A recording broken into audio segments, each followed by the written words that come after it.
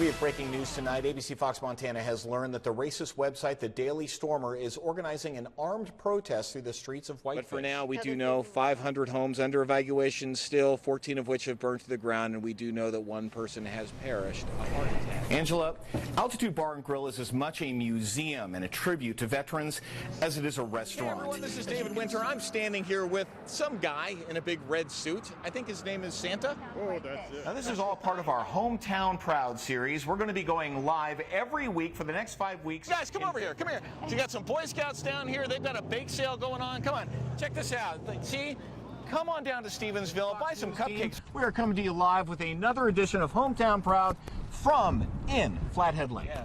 Yep, So are we sure there's no alcohol in this, Randy? It's like Vitamin Vegemin. No, it's really good. So after you start moving, you realize that this is not a passenger plane. A lot of fun, though, even though a little bit noisy. All right, I don't know if you can see this, but I'm not going to be able to sit for a week. We are having a lot of fun here at Washington Grizzly Stadium. You never know what's going to be flittering by. Flittering. That's a good word. Dressed to the nines, including us. Yeah. Well, I'm dressed to the eights. You to the tens. Absolutely. Thank you very much, David Winter. You look a little like James Bond, I have to admit. Winter, David Winter.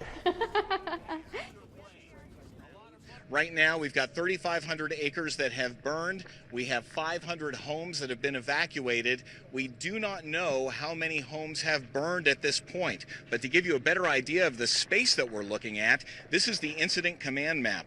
This is 3,500 acres, about 2.5 miles by 3 miles. This is Highway 93, so for about 6 miles west of Highway 93, that's where the area has been evacuated. There have been no injuries. There have been no deaths, of course, which is good news. This right now is Brad Moan. He is with the Hamilton Fire Department. Yes. What are we facing up there? Rugged terrain?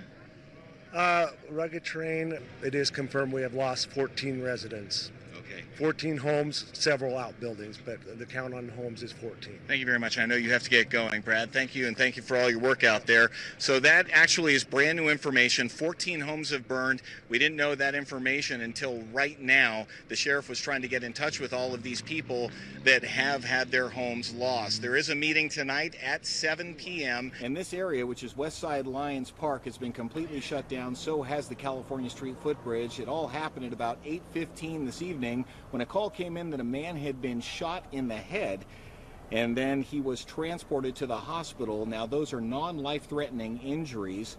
If you can see some video from earlier this evening, this was from about an hour and a half ago, it shows the police. There were probably about 10 squad cars here earlier, and now there's a crime scene investigation van that is processing the scene.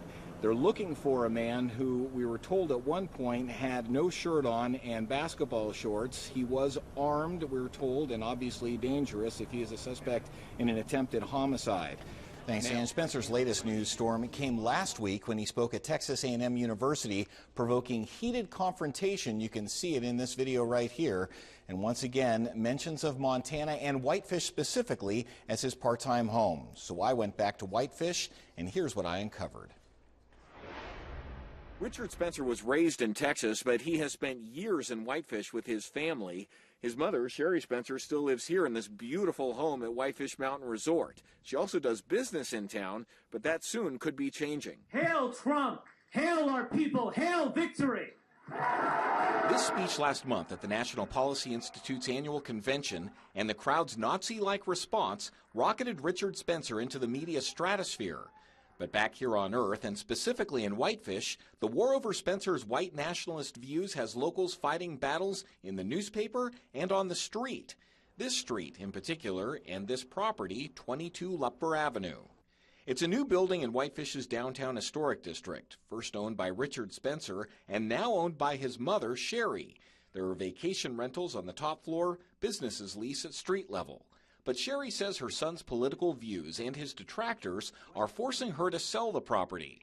In an email to me, Sherry says, "As painful as this is, I am exploring a potential sale of the building." One of those detractors is Tanya Gersh, a prominent member of the community, who told me in an email, Sherry is profiting off of the people of the local community, all the while having facilitated Richard's work spreading hate by letting him live and use her home address for his organization. Virginia's State Corporation Commission still lists Sherry's home as the principal office location for Richard's white nationalist organization, the National Policy Institute. And a dive into Sherry's Facebook page supports the fact that Richard has spent a substantial amount of time with his mother in Whitefish, snow skiing, water skiing. The Silver Theater property is now fenced off, but the rubble behind me could give us some clues as to what may have caused the collapse. Now, we don't know for sure, obviously, but engineers say that they have a pretty good idea. So it's very low tech. We take a square foot of snow and weigh it. Tom Bodette shows us how his structural engineering firm tests snow loads on roofs. 1 square foot of snow in this case. He weighs the sample. Bodette says that there's little concern if the cubic foot of snow is less than 30 pounds. It is right at 11.4, 11.6 pounds. Bodette says it was more likely a clogged drain that may have left inches of standing water on the roof. The engineers in Bodette's firm designed structures much differently than they did in 1950 when the Silver Theater was built. Today, concrete columns would need to be put every 4 feet with rebar reinforcement. Our investigation led us to property records. The Silver Foundation bought the building in 2015 from this man, Jim Ramsey. Before his marriage counseling practice, he ran the Calvary Community Church. We spoke with him this afternoon. He offered some further insight. He says he bought the building in 1984. He says the church was considering putting in windows, and testing concluded that it would have been easy because there were no concrete columns or rebar in the masonry. He also told us that during the bad winter of 1996, he cleared snow from the roof using a snowblower.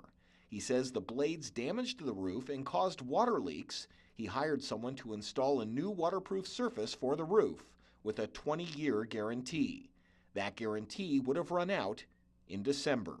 There are hundreds, if not thousands, of commercial buildings throughout Montana with flat roofs that were built in 1950 or before. Don Veru is in charge of building inspections for the city of Missoula. He says structural inspections are only done if a bank orders one during a sale or if major changes are occurring at the building. There are no random or periodic testing of buildings required, only if a building owner chooses. Shouldn't someone be responsible other than the building owner to police itself? Right, no, it's totally on the building owner to make sure that they have a safe building for the public. Not true in Singapore, though, where building inspections are required by law every 5 years, paid for by the owners, including load tests if the testing engineer deems it necessary.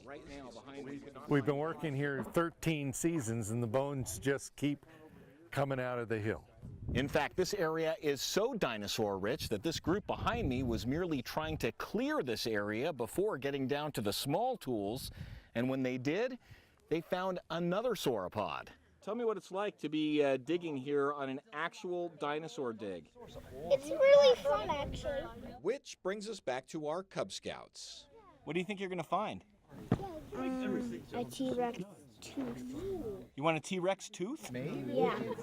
T-Rex tail. You're hoping to find a T-Rex tail? These young guys, who knows? They might become a paleontologist someday or a scientist just because they came up, and they'll always remember that they helped dig up dinosaurs. And helped uncover and understand a world that looked and sounded much different than this ranch nestled gently in the foothills of Montana's Little Snowy Mountains. Montana is known more for horses than horology, the fancy term for the art of making timepieces. So you might be surprised to find out that some of the most famous people in the world come to Montana to have a watch made. It's a place where time stands still. Livingston, Montana's population and Main Street have looked about the same for the past 80 years. And toiling away in his Main Street workshop, the watchmaker. My name is Jeffrey Nash, and I'm the founder and owner and chief horologist of the Montana Watch Company. Jeffrey Nashin tends to one of his bespoke timepieces like a surgeon. Each watch handcrafted, about 2/3 of them custom designed for individual buyers. It says something about that person's personality. says something about who they are. Not just, oh, he had means and taste and so he could buy an expensive watch, but he had means and taste and he was a character and he had a personality, and it's reflected in this timepiece. Like a heartbeat, Jeffrey listens to his creation come to life. It's a pretty old concept of how to take spring power and turn it into timekeeping. As time went on, word spread about his watches, attracting the pens of high-end magazines, then the wallets of high-end clients, heads of state, business, sports, and entertainment. You don't need to be a celebrity to buy one of Jeff's pieces, but you do need to be willing to spend some money, $3,500 to $60,000. Like Batman, this billionaire philanthropist changes into his uniform, his cape, and his mask search and rescue gear. We're on a training mission with Gauguin, pilot Jim Bob Pierce, and Flathead County Sheriff Chuck Curry. Really is just one of the guys. He's a crew member when he's here with us. SSMS Kid ready to fish. There, guys.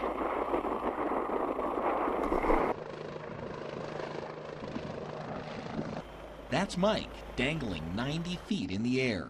You know, no risk and no reward. It applies to everything. It applies to business. It also applies to trying to do some good for people. And doing good for people is Gauguin's new mission. Whether it's save somebody's life or change somebody's life dramatically, you know, I'll admit to anybody that's the most powerful drug on planet Earth, so that's a good one to get hooked on. We spent the afternoon with Gauguin and his girlfriend, Jamie Stevenson, at their home above Whitefish Lake.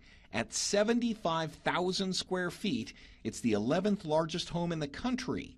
But Gauguin's beginnings are much more modest. It's like a rock concert. Thousands of people here, all to catch a glimpse and feel the burn. Senator Bernie Sanders.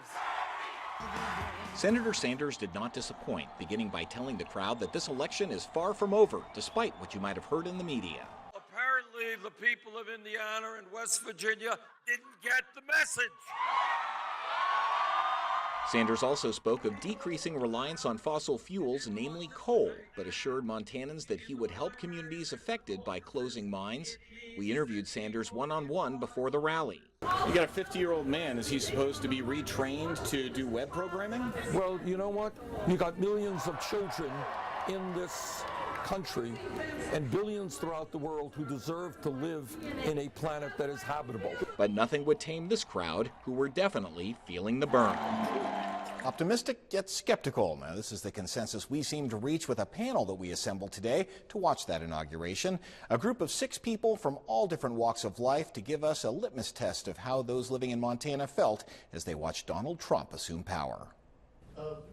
Clinton Lawson, a PhD candidate at UM, Aaron Jewell, a salesman, Garth Lambie, a retired pastor, Tristan Leader, a stay-at-home mom, Tony Lynn, a veteran, and Madiha Mohsin, a Muslim on student exchange from Pakistan. 6 different people, 6 different slants heading into the inauguration. I kind of doubt it lasts 4 years, honestly, like before he gets impeached or quits or whatever. That there's a lot of people that didn't really enjoy Obama's administration at all. The changing of power, and it's really an awesome thing. I, Donald John Trump, do solemnly swear. As the ceremony began, our focus group aligned with their political leanings. It gives me hope for the future. Perhaps the most poignant outcome of our little experiment, the reaction from the one person in the room who was not an American. When I go back to my country, I will invite more people to love and respect the U.S. people and the countries. A win, no matter from which side of the spectrum you were watching. And then we sat around and had bagels and coffee together.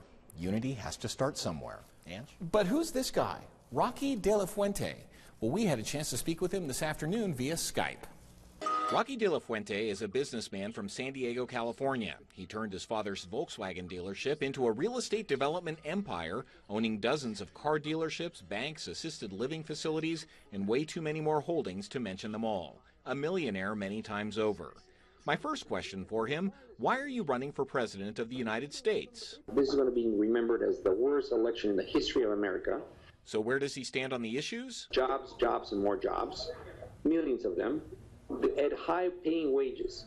We need to provide all the people free education. A 12% flat tax would be perfect for the United States. That every man, woman, or child has the right to bear arms. I believe it's a woman's right to choose. So global warming is real. After our interview this afternoon with Mr. De La Fuente, he said that he's so excited about Montana that he plans to come to the state at the end of the month. He's the only presidential candidate, by the way, to commit so far to coming here post-primaries.